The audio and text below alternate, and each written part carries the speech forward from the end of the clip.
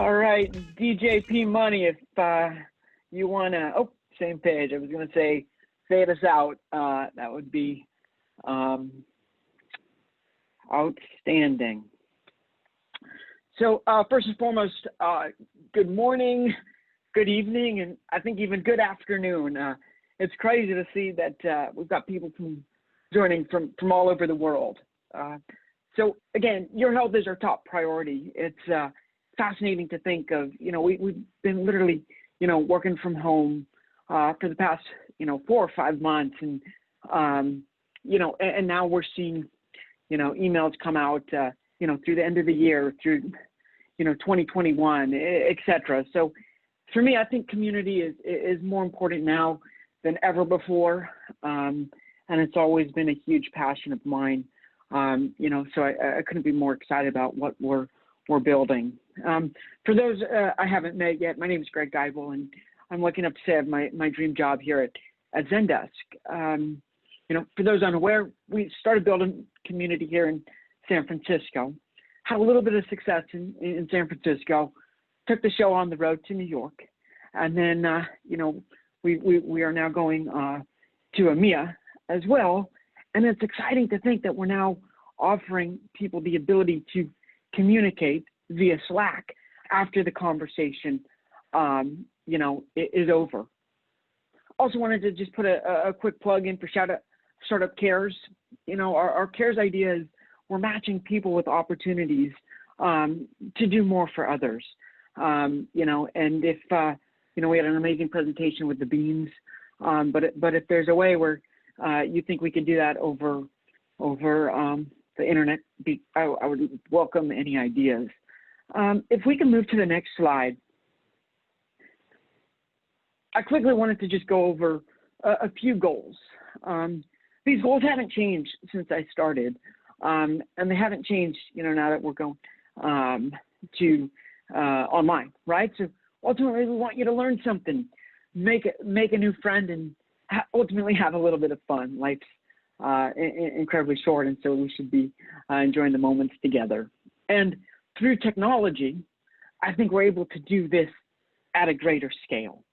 So if you wouldn't mind going to the next slide, I kind of chuckle here, because as a team, we came up with some best practices around Zoom, as we started to do our first event, and now, we have, I myself attempted a yoga class via Zoom. There's wine tastings, and it just has become kind of, I hate to use the term, but the new normal. So a few helpful suggestions there, but for me, I want to highlight, the Q&A. We'd love for this to be interactive. So feel free to light up, the Q&A within Zoom. If we can then go to the next slide, this slide really makes me smile because it's amazing to see all of these customers who have helped us build something which I think is truly special. And it looks like somebody finally caught me. But at one point, I had a red logo that says "Your logo here," just with the hopes that if you do feel inspired, please reach out to me. Again, I love my job. I love connecting with people, and if there's anything else you'd like to talk to me about, more than happy to do it.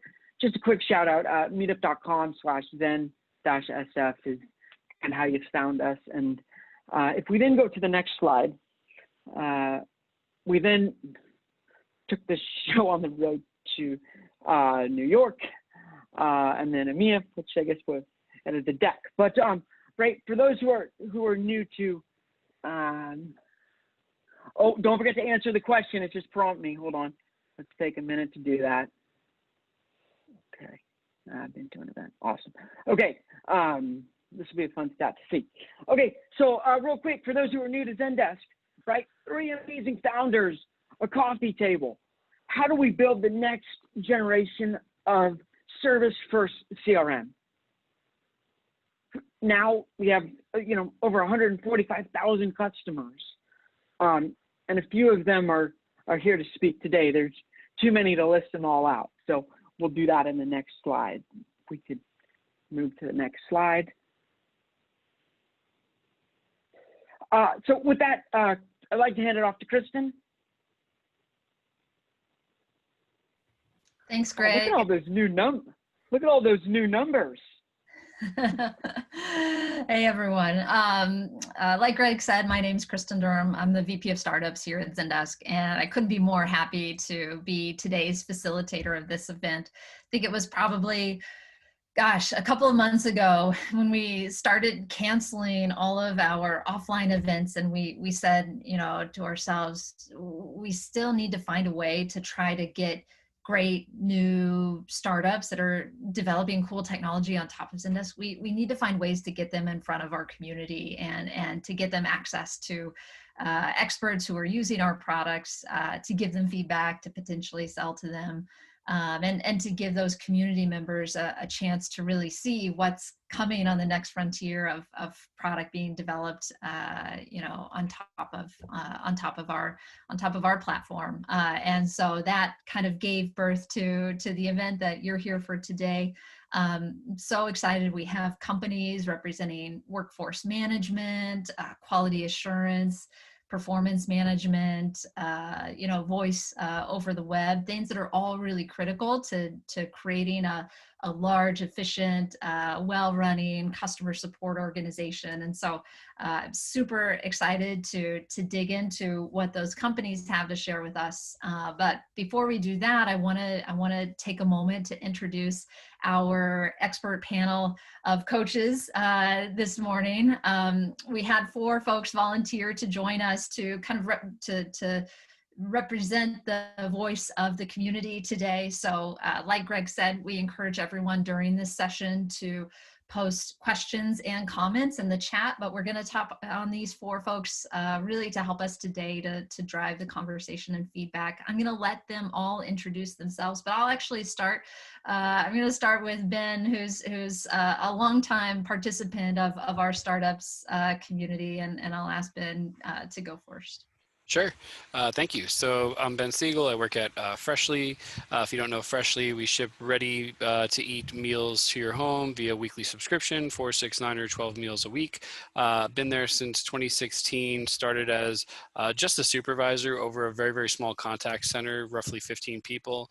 Where now I'm the Associate Director of Infrastructural Efficiency, big fancy way of saying I do a lot of the tech for the CX team and evaluate a lot of vendors that we bring on to be part of our tech stack. And our team is now roughly 300 people across the globe. We've used some BPO partners as well. So that's my 2-second intro, and happy to be here today. Thank you so much. Great, thanks, Ben. Next, I'll ask Nicole Saunders, who's a colleague of mine here at Zendesk, to introduce herself. We actually couldn't have done this event without the help of our broader Zendesk community, which Nicole manages. And so I'd love for you, Nicole, to say a couple of words about what you do. Sure. Hi, everyone. Nice to meet you. I'm Nicole. I run Zendesk's online community in our Help Center. So if you've ever visited the Help Center and asked a question, either on an article or somewhere in the space itself, you've probably seen my face around or one of my team members. I've been with Zendesk for about 3.5 years. Prior to that, I spent about 10 years doing social media and community management consulting for early stage tech startups. So startups are a big passion of mine, and I was so excited when Pedro and Kristen and Greg came to me and said, hey, we've got this event. We'd love to partner with you. How can we engage everybody? So I'm really excited to hear the pitches today. And also really excited to have a couple of our community moderators here as fellow panelists. So let's do it.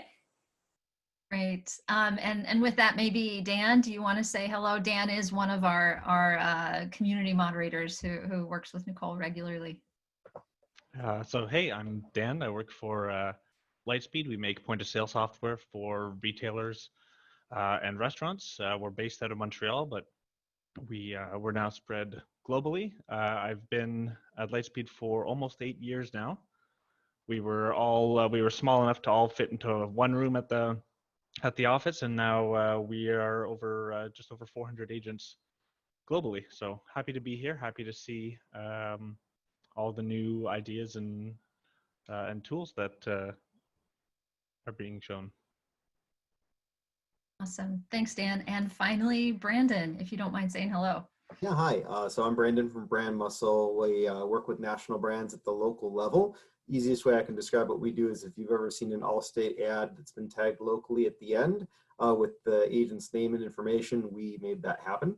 I was the ticketing system for Brand Muscle in 2017, so upgrading to Zendesk was a welcome breath of fresh air. I currently sit as the Zendesk administrator for Brand Muscle. I'm really excited to see what is coming up in the pitches here today. Fantastic. Well, with that, why don't we go ahead and jump in? And I think first on deck today is David Birchmeyer from Tymeshift. And I think we're going to let David share his screen and take it away.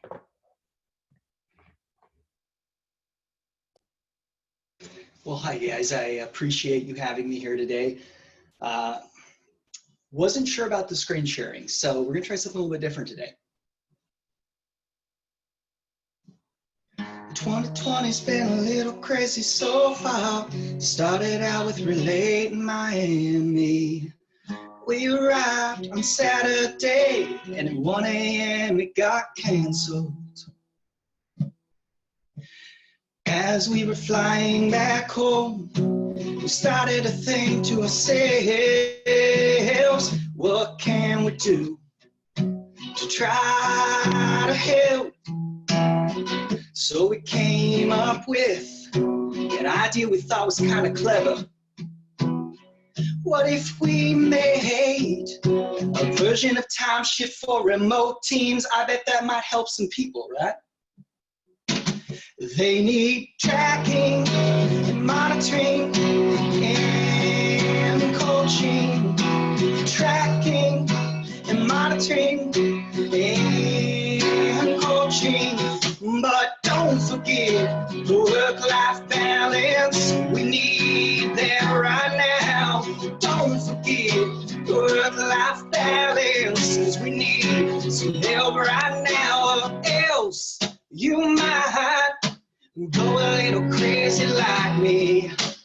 Else you might show up at a pitch and start singing about time shift and work-life balance, coaching, tracking, and monitoring. Time shift and work-life balance, coaching, tracking, and monitoring. Don't go crazy like me.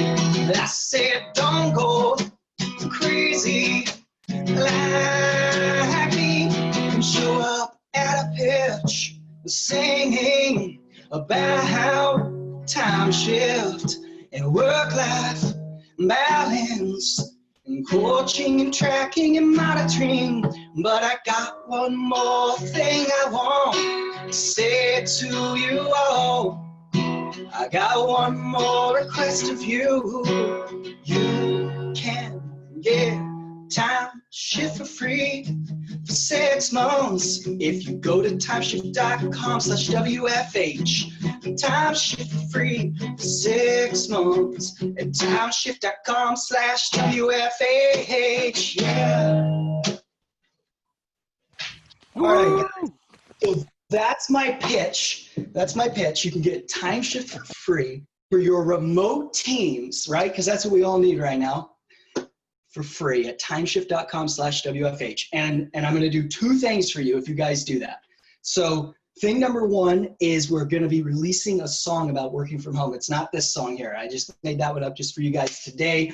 But we're going to be releasing another song, and you're going to hear about that. You're going to get that for free. If you get TimeShift for free, you're also going to get this song for free. 2 things for free. And then the third thing that you're going to get out of this is that I promise not to show up and pitch you TimeShift in the form of a song ever again. And all you got to do is go to timeshift.com/WFH. And thank you for your time. Happy to answer any questions. That was awesome. So my first question was, is guitar your quarantine project? Because that was really good.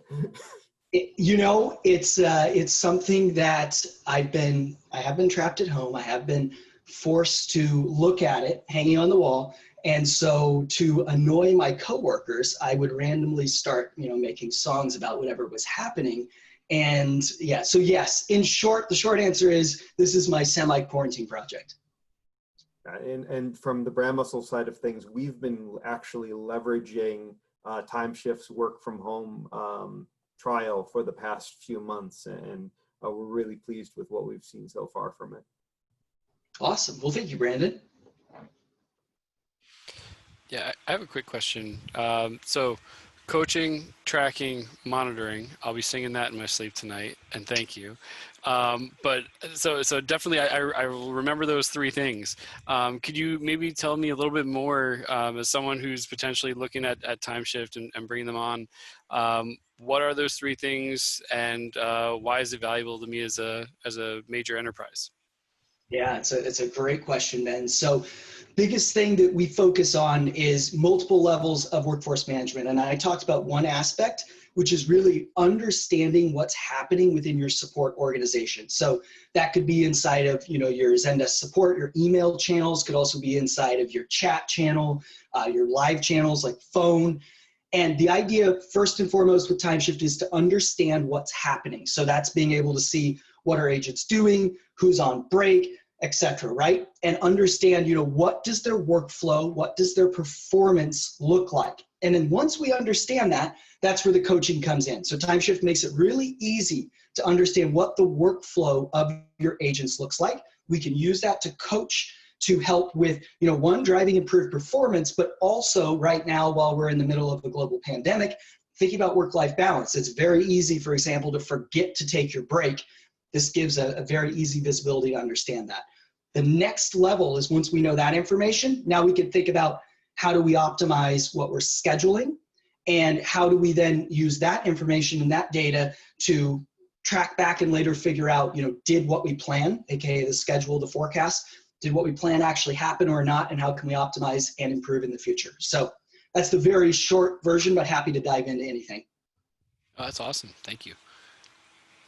I had a question regarding how you're handling the tracking part of this. A lot of larger organizations may use a talk platform that may not necessarily be Zendesk Talk, but it could perhaps integrate with Zendesk. So something like using Talk Partner Edition. Are you able to look in and see what those users are doing? Would you be able to tell them, hey, we have this VoIP platform, but we can still see that they're on a call? That's a great question, Dan. So Dan's question is about if I have a CTI partner that is integrated into my Zendesk, and specifically if like a screen pop is happening when those phone calls come in to Zendesk support, can Tymeshift track that? And the answer is yes, we can. So we'll have visibility of when they're working on those CTI partner tickets. But I will share one thing, which is our tracking isn't as deep as it is with Zendesk Talk. So with Zendesk Talk, we can actually go to the next level and we can say, what's their phone status? Are they, on hold? Are they on a call right now? Are they available? Are they offline? And we also have some other Talk stats that we integrate. So our integration with Zendesk Talk is the deepest, but we do integrate with CTI partners as well. It's just not quite as nice as the Talk side.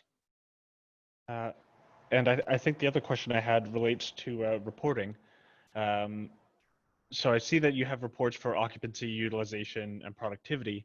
At the end, ideally at the end of the day, our managers and directors are going to want to be able to get an aggregated view of here's how much this team has done, and have a sense of how much has this cost? Can we just send this? Can we send what we've logged for everyone over to payroll in a format that's relatively easy to ingest, and just be done with it, not have to take all of our timesheets, export them out, massage them in Excel or whatever other tool that we use just to get people It's a great question. So we do integrate with payroll providers like ADP, and we are set up to be able to take just that core data that you need, which is basically your punch in time, your time you go to lunch, time you return from lunch, the time that you're done for the day. We can take that data, we can send it over to a solution like an ADP. And the thing I would just clarify for everybody is Tymeshift doesn't get into the payroll side of it. So what we're going to do is simplify that information, and we're going to let your payroll provider handle the overtime calcs, all that compliance stuff, since we don't get into that side. So really good question, Dan.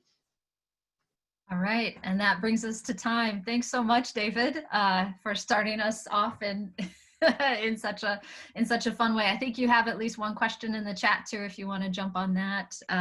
But with that, we'll turn over to our next presenter, who is Christoph Auer-Welsbach from Kaizo. Hey there. Hey everyone, Christoph here. Let me try to share my screen. Okay. Tells me I need to do some preference stuff. Okay, let me try again. Here we go. So, welcome everybody. I'm Christoph. I'm co-founder and co-CEO of Kaizo, which is the gamified performance development platform in customer support. I have to admit, Ben, after this, this start off or kickoff, this will be really hard to see what else we can do. But let's give it a try. We have some nice graphics, and we're a gamification platform, so we'll try. A little bit over 2 years ago, we started out, so still a young company, over 20 people. But in the last 9 months, we managed to become one of the top apps in customer support on the Zendesk platform, where we are very grateful for the support that we get from Pedro, from Greg, and the rest of the Zendesk team. And in addition to that, next to amazing customers that we attracted, we also got some great investors on board, like Google's AI Fund, Gradient Ventures, and also Partech. When we look into what happens in the last 30, 40 years, customer support always struggles with the similar issues, which is trying to get the right insights into the team's performance, or benchmarking team members and understanding where and how they have to improve. Also the translation of the key metrics into actionable data for the customer support agents in specific. And on the other hand, also defining the agent's skill areas for performance improvement. So where does an agent actually has to improve his or her skills in order to do a better job? When we look into the impact that this has into each companies, we can generally assume and say that what we see with customers in general is that less productive agents result in bad CSAT ratings. On the other hand, we see that hiring new team members can make a large chunk of the cost of the annual salary of an agent, and businesses can lose tremendous amounts of money on that side as well. So what we came up with basically is to manage performance and not people. And what this means in essence is that with performance management and performance development in particular, we can help our enterprises and organizations to improve their operational capacity. They have the ability to boost the team's performance, and on the other hand, also to increase the agent's retention. And what does it mean and how do we do it? So on the one hand, we are covering the full customer support lifecycle from agent management, where we're providing real-time insights and opening up the usually siloed data. On the other hand, we're focusing and helping on the agent motivation and engagement, which means that we are providing actionable insights to improve their skills. And the third, to close up the loop, is on the agent retention side, where we help with the person development and the engagement overall. So what does our platform do in short, as we call it the Kaizo approach?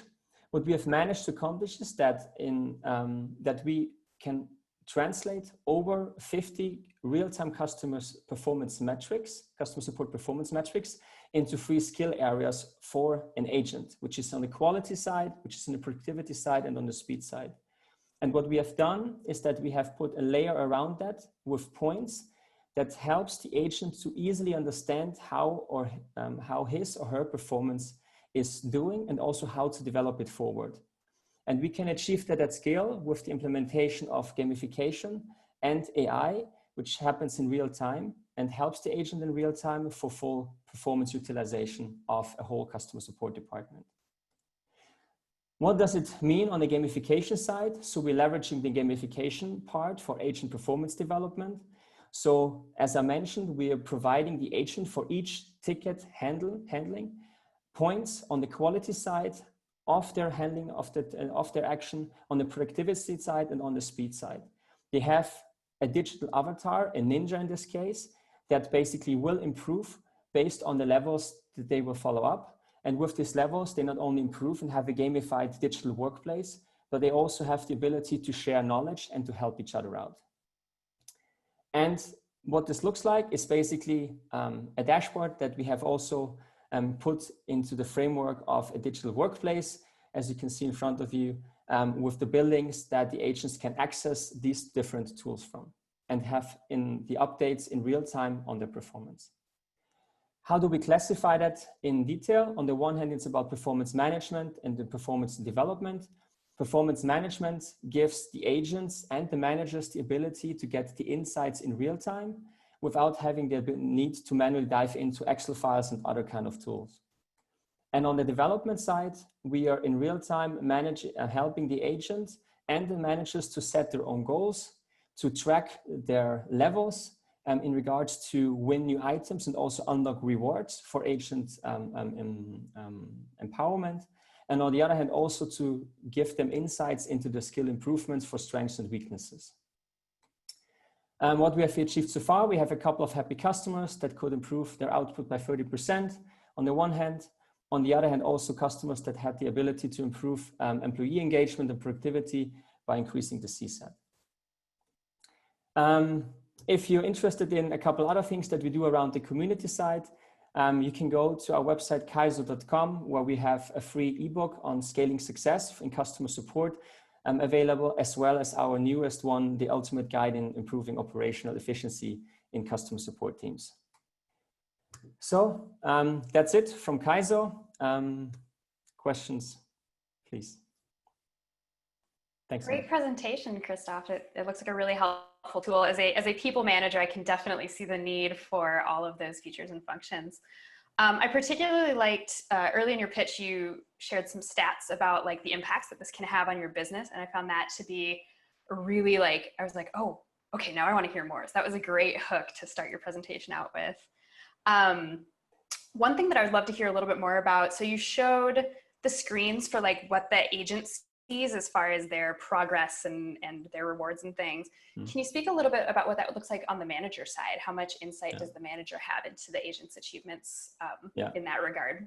Yeah, so basically what happens is that the manager's ability to see on the agent side in real time what the agent's performance looks like in regards to having access to the agent scorecard, as we call it.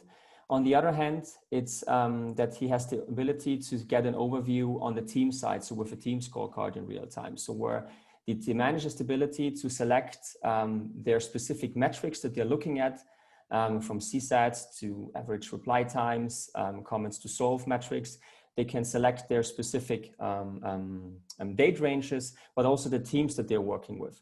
On the other hand, with the performance development part, as we've seen with the point system, the manager gets access to a reporting system that shows exactly where the strengths and the weaknesses are in the 3 skill areas of the agent, in order to have this at hand, not only in one-on-one conversations, but also to steer this agent in regards to, within the team and towards the KPIs that they have set within the department. Great, thank you. You're welcome. Awesome. I had a quick question. So does this ever tie to actual like money incentives at the end of it? Or like, is there any way for them at the end of the day, if they like achieve like a full circle and they've achieved their goals, does it ever turn into like monetary incentives? Yeah, I mean, that's the goal, to be honest. We're not as far as David mentioned that, being integrated in payroll or HR toolings yet. So far, basically, the reward system is purely on the side of, non-monetary rewards. Like, I mean, we had it in the past where we said, a couple of months ago, where it said, get a work from home day. I think this is not a reward anymore these days. Maybe it's more like, get a work in the office day. But non-monetary rewards is something that we see our customers using now. And in the future, of course, we would like to also have monetary rewards tied to the KPIs of the customer support departments. Yes. Got it. Very cool. You're welcome. Thanks. Very cool as well. And one thing I'm curious about, because we're pretty heavily invested in our Explore data, And I'd want to know, like layering this in, does this, in your opinion, supplement our experience with Explore, replace it, or integrate with it? How does that work? Yeah, so we basically, when Nicole mentioned, you know, on the reporting side, we're not a reporting tool. So what we are is basically, we are providing the data in real time, and we're providing basically dashboards. But we are having, or we have the capability as our customers to export the data from our scorecards and basically integrate it into Explore. So it's a perfect match to get, you know, those tools together and to use the Explore reporting from Zendesk, basically from a management perspective, on the top side of the things for reporting needs, you know, on a monthly, quarterly basis, and use our tool on an operation level on a daily basis in order to make the actionable, the work, you know, to make the data actionable and to get to work. Great, thank you. All right, and that brings us to time. If you have questions or further comments for Christoph, please put them in the chat. But with that, we'll turn it over to Medea from Klaus. Hi, everybody. Thank you for the introduction. It's really, I'm really happy to be here. I'll just open up with saying that I'm not much of a performer. So I'm hoping that the cat, our little Klaus, is entertaining enough. But yeah, sorry about that. There we go. Yeah, as I was saying, I'm really happy to be here and really happy to be talking to you all about Klaus. Besides being the coolest cat, Klaus is also a quality assurance tool that helps customer support teams improve the quality, the service quality, by providing systematic feedback. Now, what I want to talk about quickly is, thank you. I see that we have a question in the poll. I do want to open up with a quick question. As you can see, I want to find out how many of our listeners actually have a quality improvement process in place. And let me now talk about the actual quality improvement process. Sorry, I'm having a little bit of trouble changing the slides. I'm not quite sure it's my screen. Bear with me for a second. There we go. But yeah, so the quality assurance process, I talk about it, I mention it, and it's a bit of a technical term, but it's quite a natural process when you work in a customer-facing role and in a support team, especially.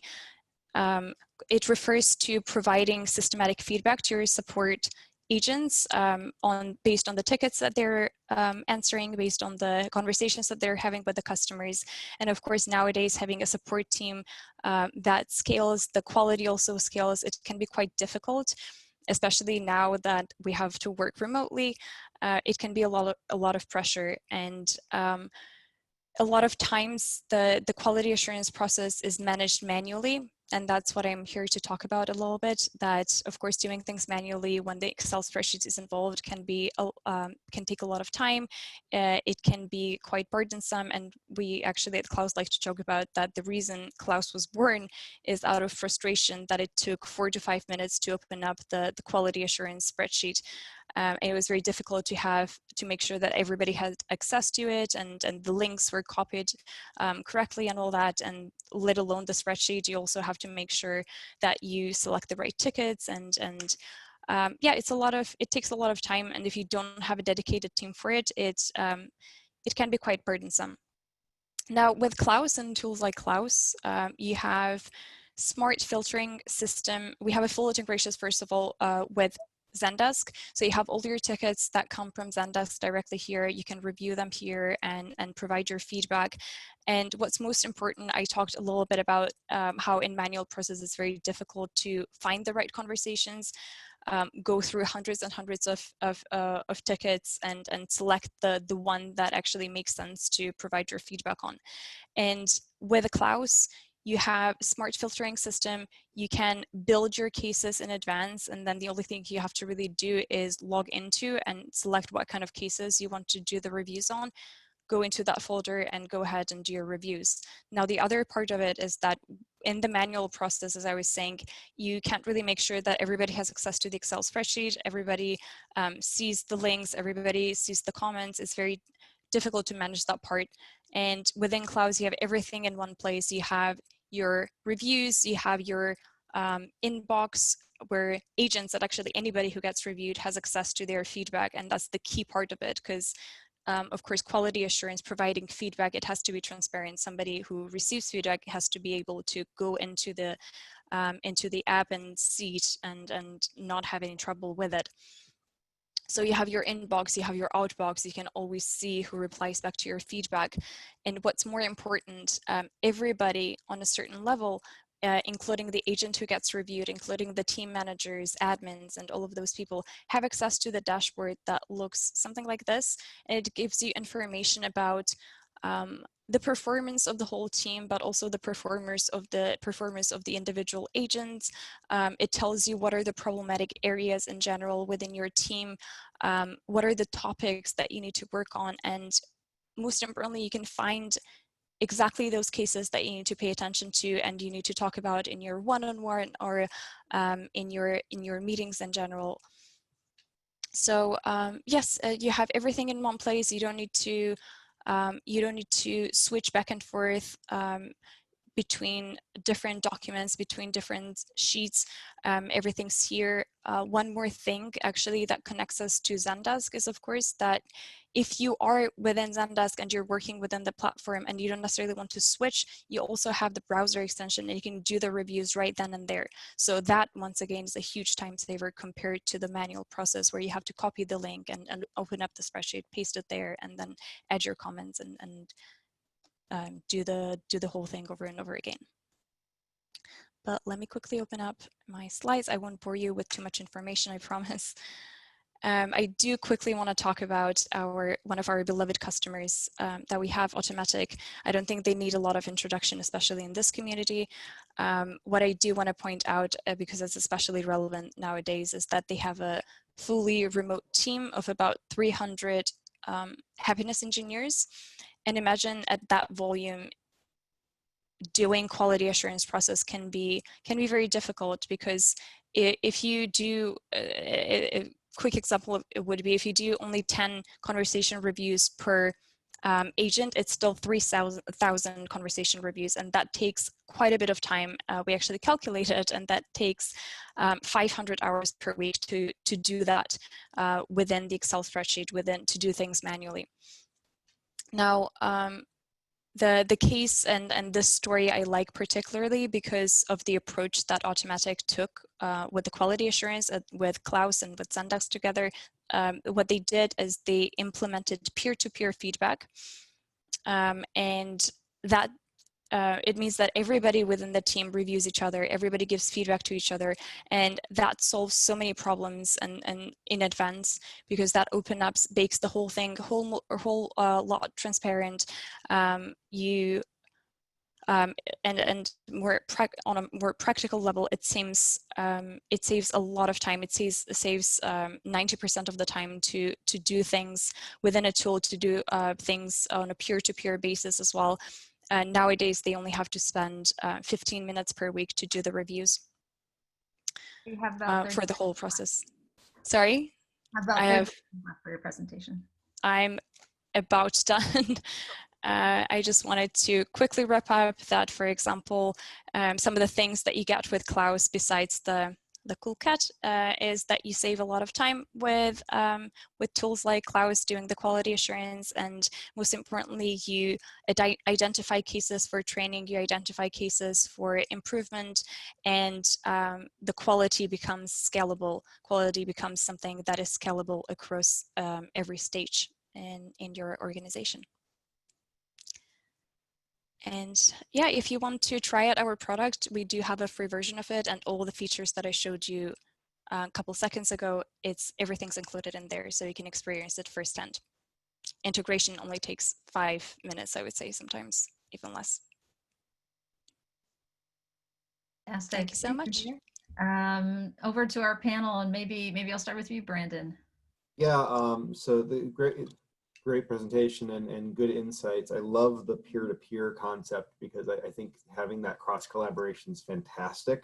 I can tell you from an enterprise level, the two things that are most important to us are customizing those rubrics and what we're looking for in terms of every company is going to monitor the different measures and different benchmarks.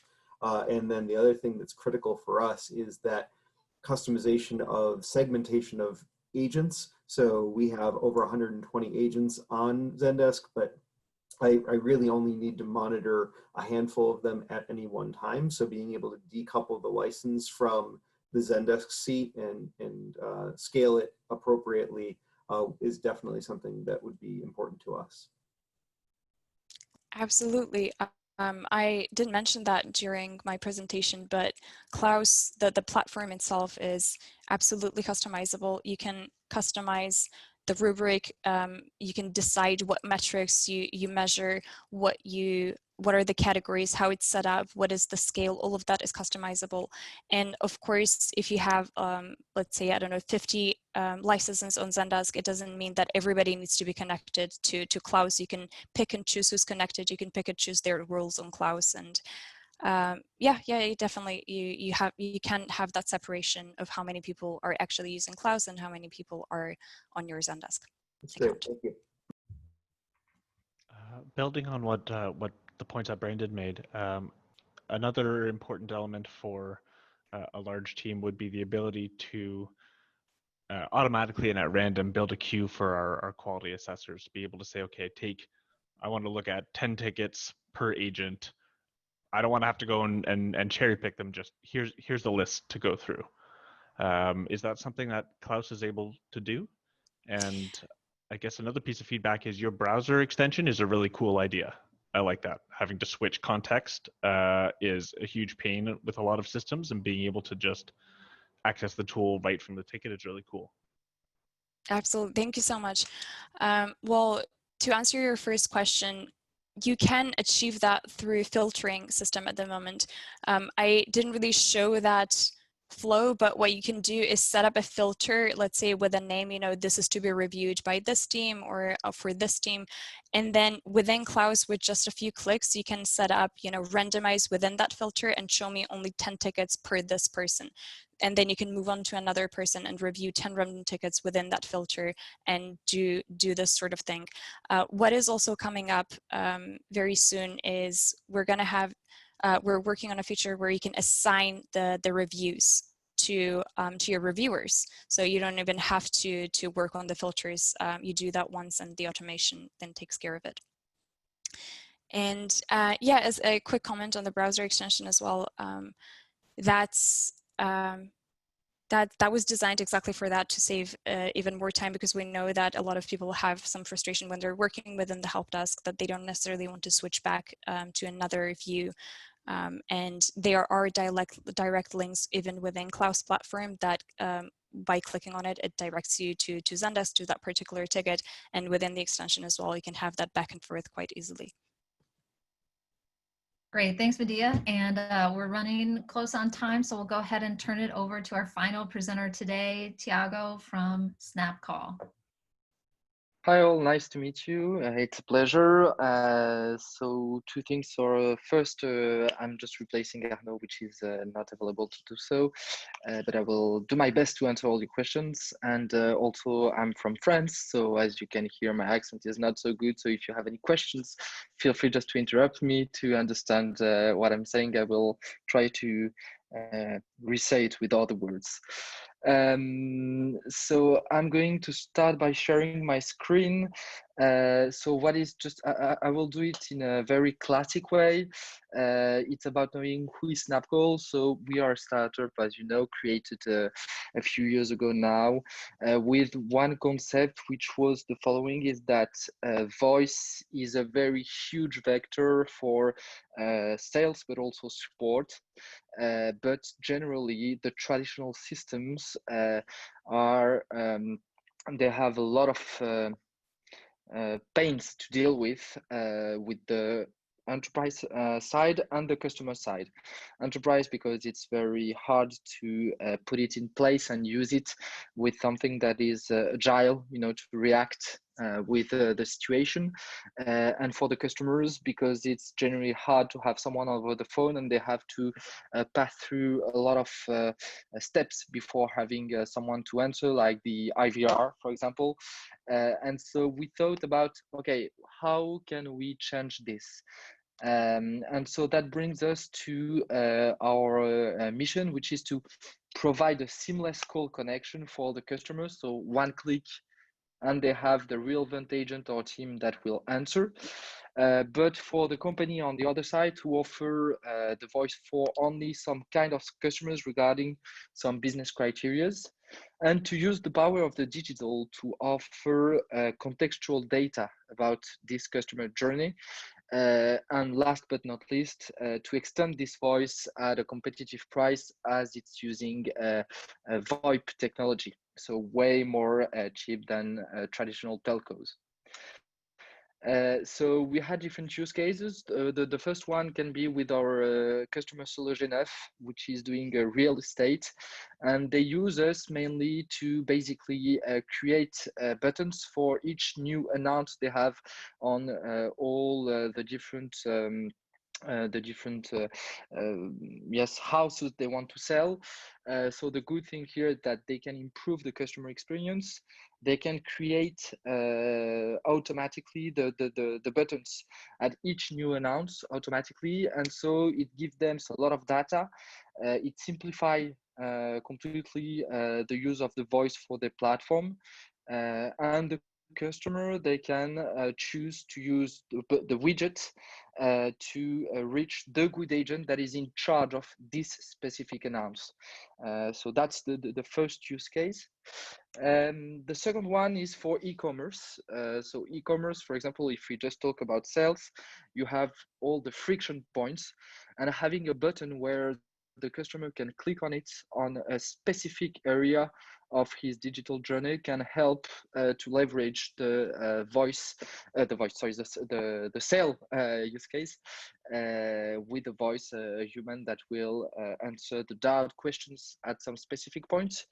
And for that, we had, for example, De Vialet, that uses for worldwide support, and like this they can leverage in function of the geographic area of the customer a different button, and still with one point that is always the same, which is improving the customer experience. Then after we have the fintech, which is very interesting for the use of the voice, because they with Asimo, for example, they've embedded it with their mobile application and their web browser platform. And so the customer just need to make one click, and he has the choice between email, chat, or phone. And if he click on phone, it will trigger the call directly where the customer is. And with some criteria for Asimo, like, is it a customer that is logged in or not? Is he having money transfer that is ongoing or not? And what is the amount? And so like that, they can reduce to focus and offer the voice for the most important cases or the relevant cases for them. So that's the one.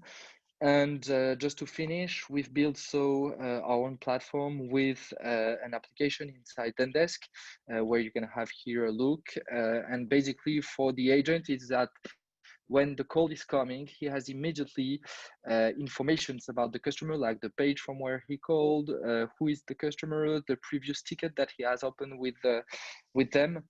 And all of this in a very smooth and simple interface. The point is to have something that is intuitive for the agent, but also for the customer on the other part.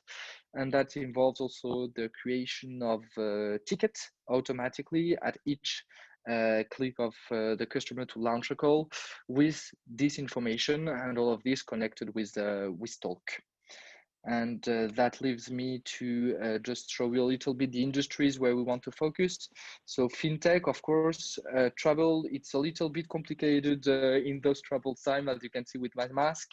We have also e-commerce, real estate, mobility.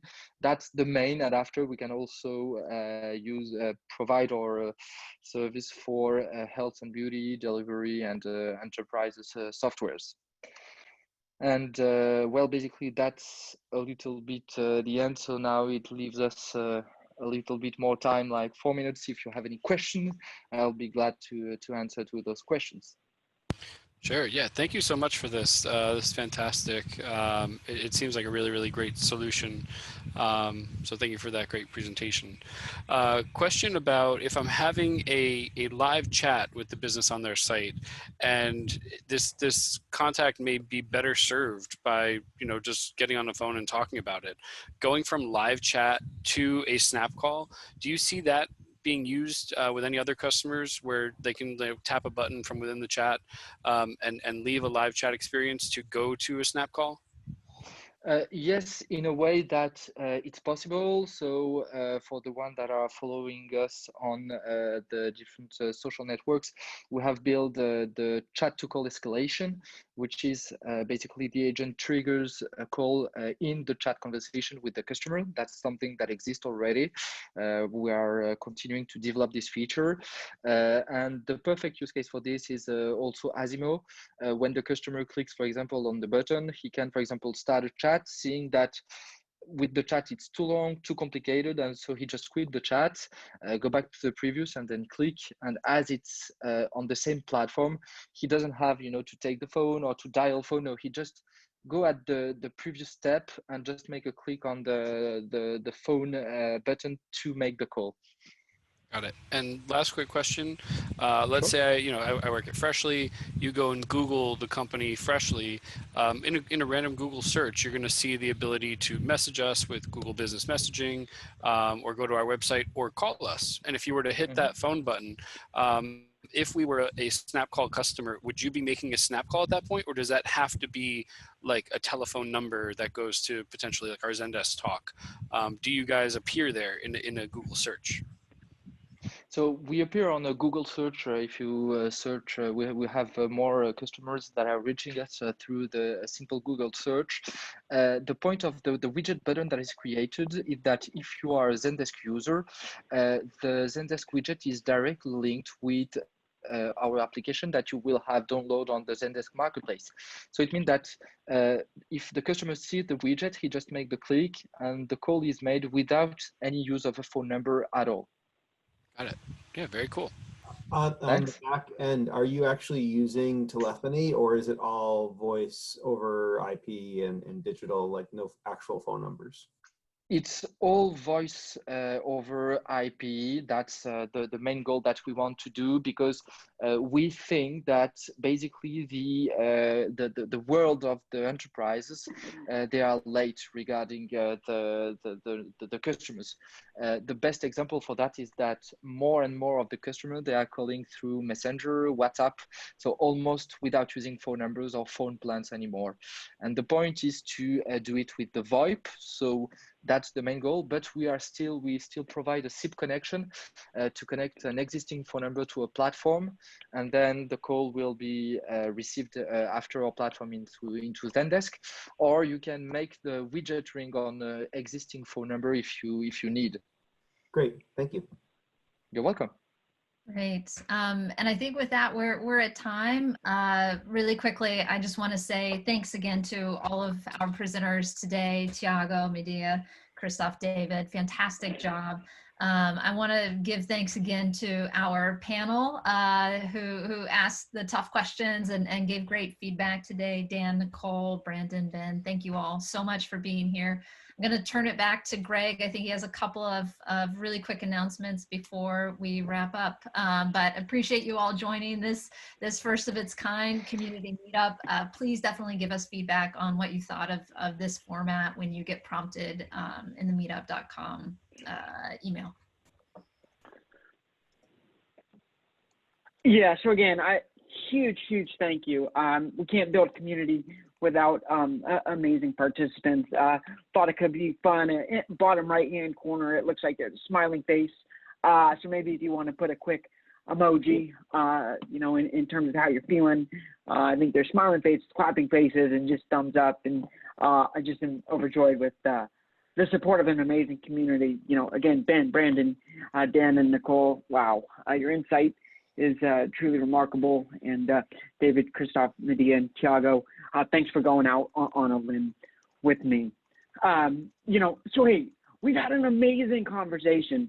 I personally don't want it to stop, right? So what's going to happen next is, you know, I'm going to invite everybody to our Slack community, you know, to continue the conversation and to continue the learning.